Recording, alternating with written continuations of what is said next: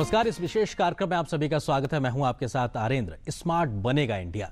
मोदी सरकार ने smart city के नाम पे एक नए पहल की शुरुआत की है। देश भर में 100 शहरों को स्मार्ट बनाया जाएगा और पहले चरण में 20 शहरों का चयन किया गया है। इन 20 शहरों में बहुत कुछ चीजें जमीन पर बदल जाएंगी, जिसके लिए न सिर्फ केंद्र राज्य बल्कि स्थानीय प्रशासन को भी अपने हिस्से से कई चीजों को करना होगा। लेकिन महत्वपूर्ण चीज ये है कि इस पूरे खाके में कहीं ना कहीं स्थानीय जनता का भी एक बड़ा रोल है। तो जाहिर सी बात है, इंडिया से स्मार्ट इंडिया के सफर में बहुत कुछ चीजें तय करना है। लेकिन क्या कुछ मुश्किलें अभी तक दूर हुई हैं, क्या कुछ चुनौतियां बरकरार है और आने वाले समय में उनसे कैसे निपटा जाएगा, इस मुद्दे पे ही अगले हम आधे घंटे तक बात करेंगे। और इस मुद्दे पे बात करने के लिए 3 खास मेहमान हमारे साथ मौजूद हैं। उनका परिचय आपसे कराते हैं। हमारे साथ में मौजूद हैं डॉक्टर एम रामाचंद्रन साहब। आप फॉर्मर सेक्रेटरी हैं अर्बन डेवलपमेंट मिनिस्ट्री में, जो कि योजना बनाती है कि किस तरीके से इस प्रकार की चीजें जमीन पर उतरेगी। सर, आपका बहुत स्वागत है। इसके अलावा दूसरे खास मेहमान हमारे साथ राज रावेल साहब हैं, जो कि टाउन प्लानर हैं और किस तरीके से जो एक शहर बसाए जाते हैं उसको कागजों पे उकेरना उनकी बहुत जिम्मेदारी है। इसके अलावा तीसरे खास मेहमान हमारे साथ डॉक्टर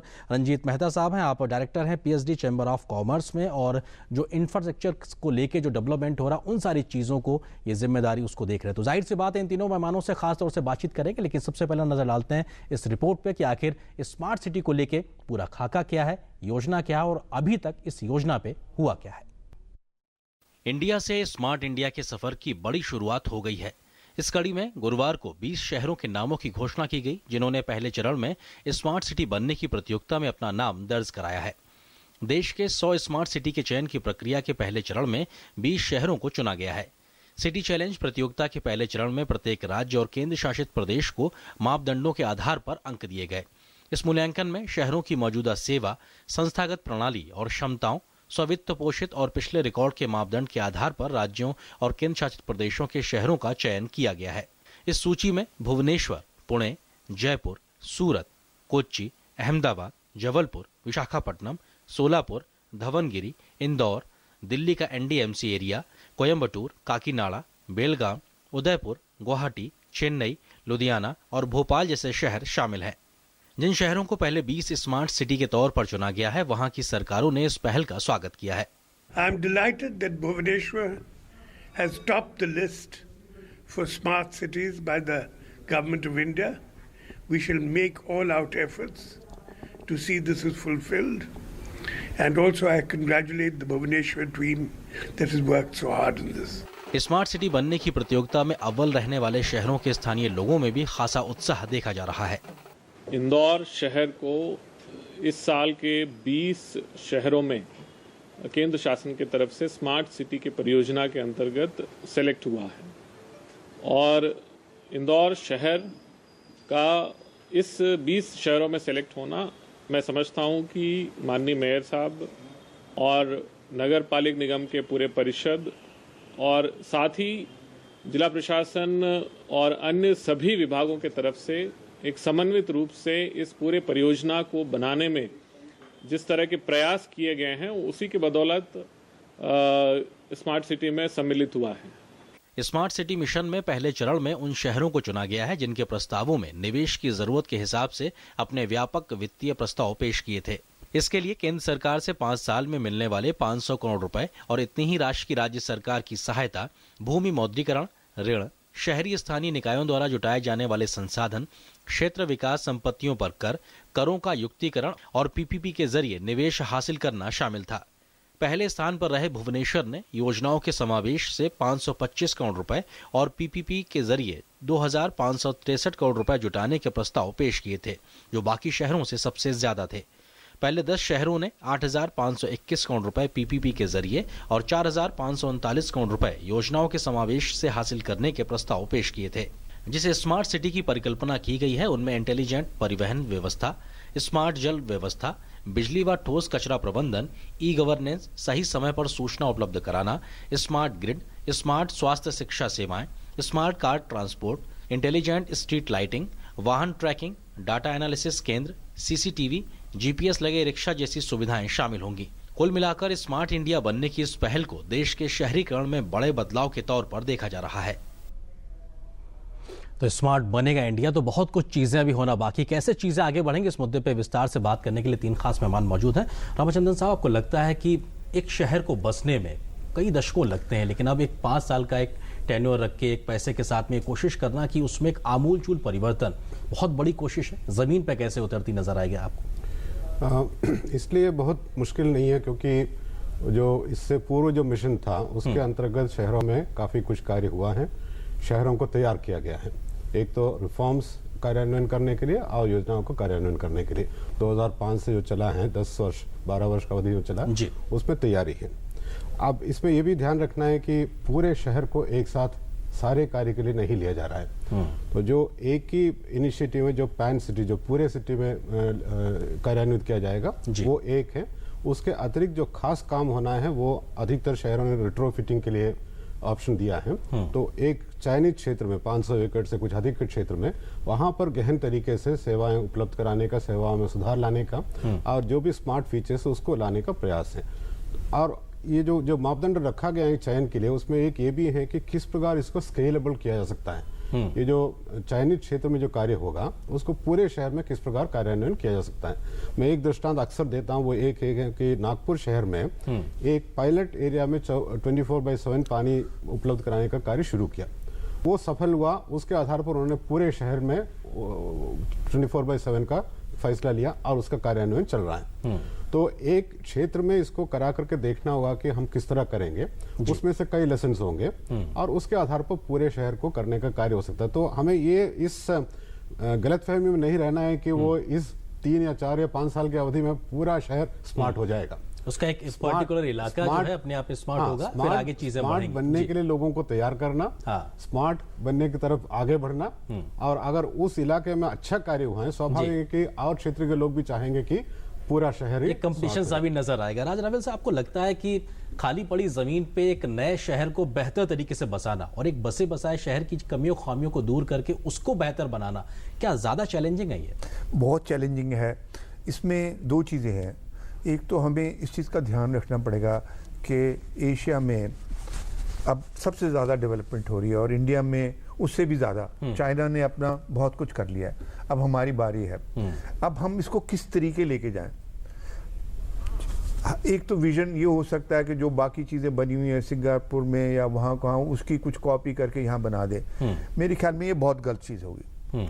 हमें अपने तरीके से आगे बढ़ना चाहिए। जो हमारा आर्किटेक्चर एंड अर्बनिज्म है उसको हमें 3 चीज़ों को ध्यान रखना पड़ेगा। एक तो ये स्मार्ट के नाम पे हम ये ना करें कि जो हमारे पीछे के वर्ग हैं शहर में 50% जो लोग हैं वो अभी भी, जिसको कहते हैं हम अनऑथराइज्ड कॉलोनीज हैं, जो पीछे रहते हैं, हमें उनको भी साथ लेना पड़ेगा। उसका प्रोविजंस उसके भी नजर आ रहे हैं इन सारी चीजों में। बिल्कुल हमें उनको भी साथ लेना पड़ेगा कि स्मार्ट तभी सिटी होगी जबकि सब वर्ग साथ साथ आगे बढ़ेंगे।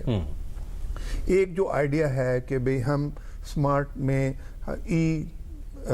Digital technologies, we will take care of whole new ideas which are coming into all over the world, innovation that we must incorporate.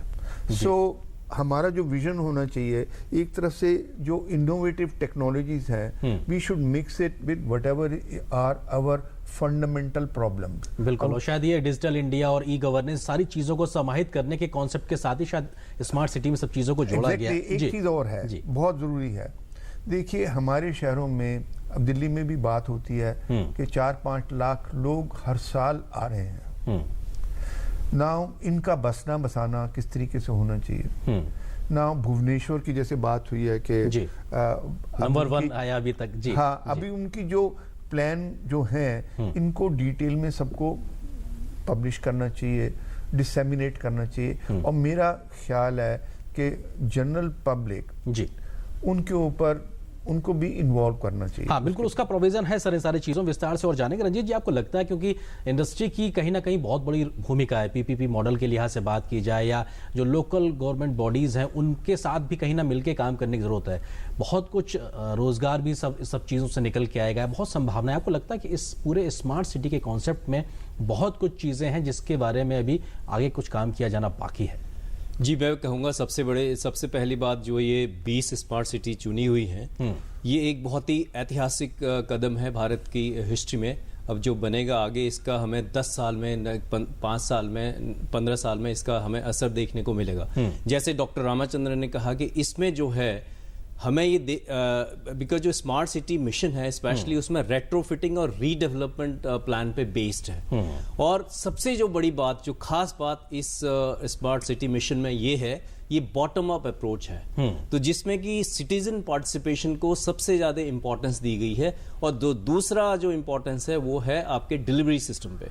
जो अभी जो 20 शहर जो चुने गए हैं जी, इसमें जो सबसे ज्यादा इंपॉर्टेंस है सिटीजन पार्टिसिपेशन, कम्युनिटी पार्टिसिपेशन, और दूसरा है आपका क्या कहते हैं डिलीवरी पे, कि कैसे जो है वो शहर जो है अपना पीपीपी मोड पे पैसा जुटा के शहर का जो है विकास करेंगे। ठीक। और इससे पहले जो अभी तक अप्रोचेस रही हैं कि एक जैसे इससे पहले JNNU आरंभी था जिसमें डॉक्टर रामाचंद्रन उस टाइम सेक्रेटरी थे, तो उसपे जो है टॉप टू डाउन अप्रोच थी, तो जिसमें जो है कि एक जो ओनरशिप है, जो अर्बन लोकल बॉडीज जो ओनरशिप उनके उस पर नहीं थी, आज जो है अपना प्लान वो खुद पेश कर रहे हैं। और जो सबसे बड़ी बात इसमें है कि एक CEO होगा हर अर्बन लोकल बॉडीज में। अगर आप देखें आज हमारे देश में करीब 4100 शहर हैं जो कि सिटीज हैं उसमें, लेकिन जो हमारी म्यूनिसिपैलिटीज हैं वो इक्विप्ड नहीं है कि जो इस तरीके का प्रोफेशनल प्लान को इम्प्लीमेंट करने के लिए। तो इसमें ये प्रोविजन है कि हर सिटी में एक CEO होगा जो प्रोफेशनल होगा। उसमें जो अर्बन लोकल बॉडी जैसे मेयर्स हैं, MLA हैं, एरिया का MP है और अर्बन डेवलपमेंट मिनिस्ट्री से हैं, वो सारे उस बोर्ड में होंगे।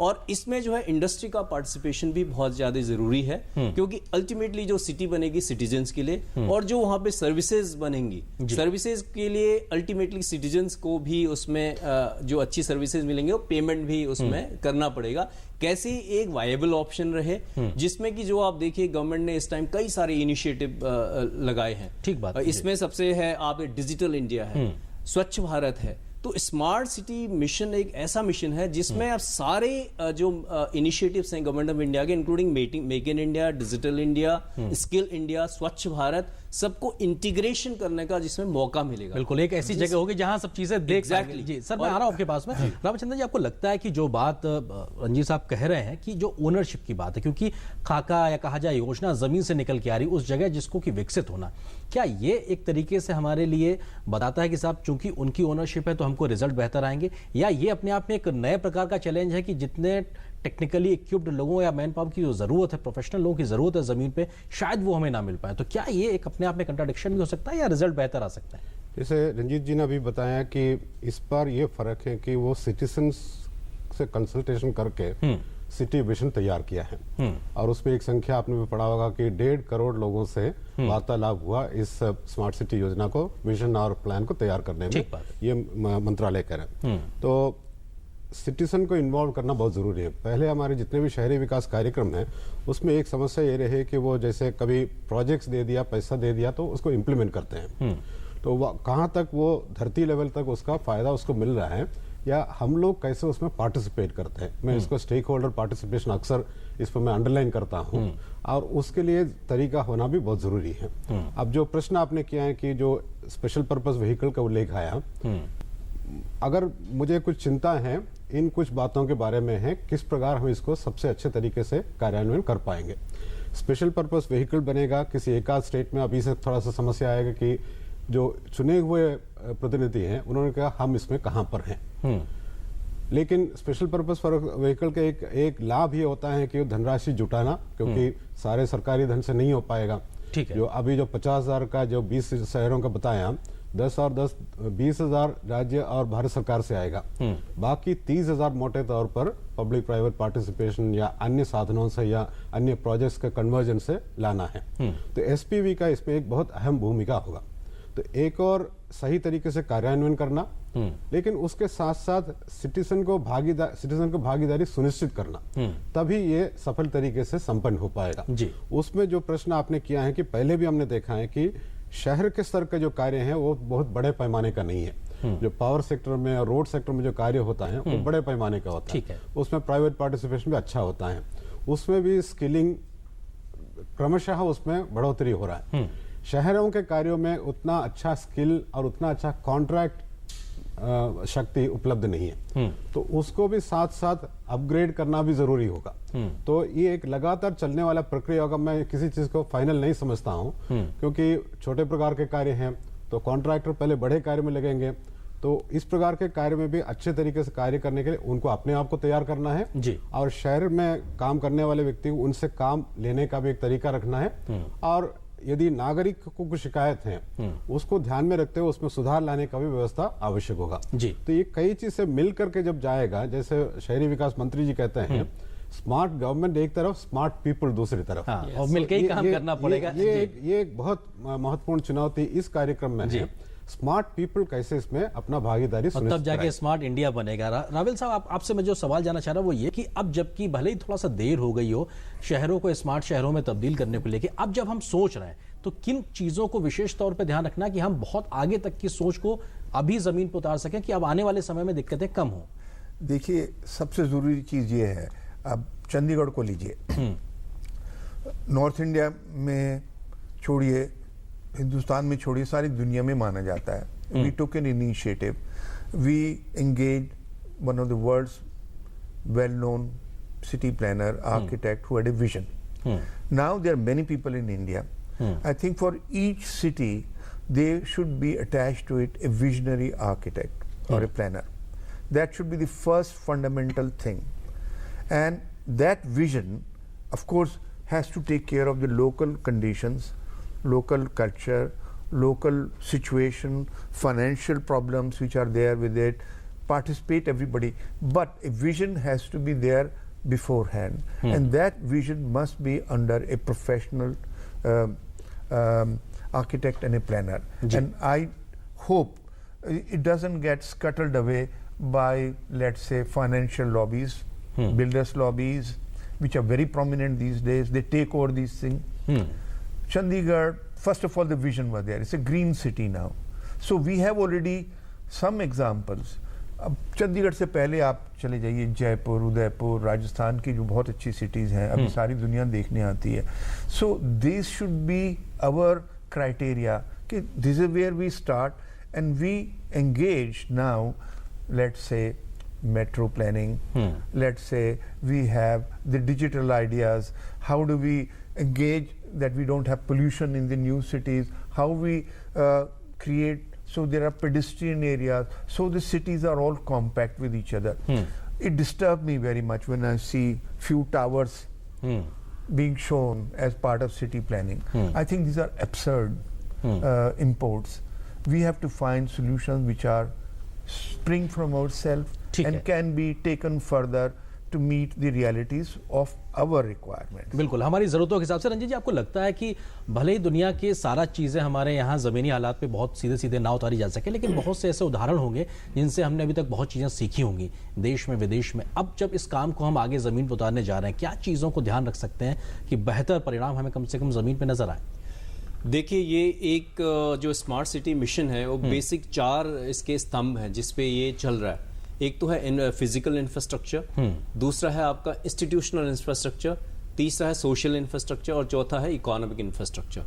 जैसे कि हमारे पास ऑलरेडी कई इंफ्रास्ट्रक्चर ऑलरेडी रेडी है. इसमें रीडेवलपमेंट एंड रेट्रोफिटिंग पे ध्यान दिया जाएगा. तो उसमें क्या है कि जो आज की सबसे बड़ी जो अर्बनाइजेशन की प्रॉब्लम क्या है वो है आपकी सॉलिड वेस्ट मैनेजमेंट, कि कैसे जो है जो वेस्ट है उसको मैनेज किया जा सके और उस वेस्ट से ना ही मैनेज करना है बल्कि उससे एनर्जी कैसे हम कर सकें. ठीक बात. दूसरा है अर्बन मोबिलिटी.